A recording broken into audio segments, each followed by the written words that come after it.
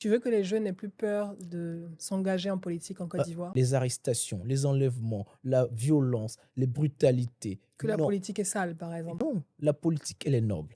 Et nous, moi, Jean-François Kouassi, avec mes équipes, avec mes compagnons de lutte, nous entendons insuffler, montrer, changer cette conception que les jeunes Ivoiriens, que les Ivoiriens même en général et la jeunesse en particulier, ont de la politique. Tu veux que les jeunes n'aient plus peur de s'engager en politique en Côte Euh, d'Ivoire? oui, voilà pourquoi nous sommes là. Jean-François Kouassi est là pour briser les codes, pour bousculer les règles, pour dire que la jeunesse a toute sa place en politique. Parce que il est important que ceux qui nous gouvernent vivent nos réalités. Oui. Ceux qui nous gouvernent soient au plus près de nous et soient avec nous pour comprendre ce qu'on vit, ce qu'on ressent, pour comprendre nos problèmes, afin de mieux les porter et y apporter des solutions idoines.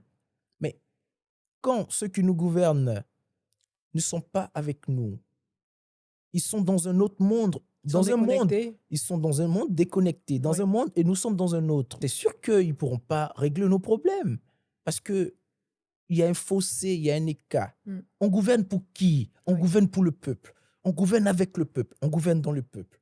Parce que je pense que tu as dû le constater, après les élections législatives, lorsque les députés ont fini de demander l'adhésion des voix, l'obtention des voix de leurs électeurs et tout, peut-être très peu maintiennent ce lien avec leur électorat, par exemple.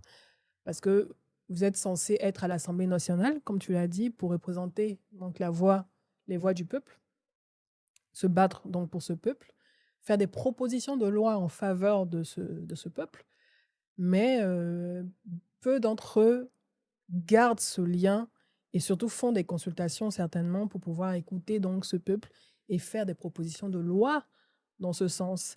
Est-ce que toi, lorsque tu seras élu député d'Abobo, tu vas garder ce lien avec les populations qui t'auront élu et porter leur voix régulièrement chaque semaine en les écoutant?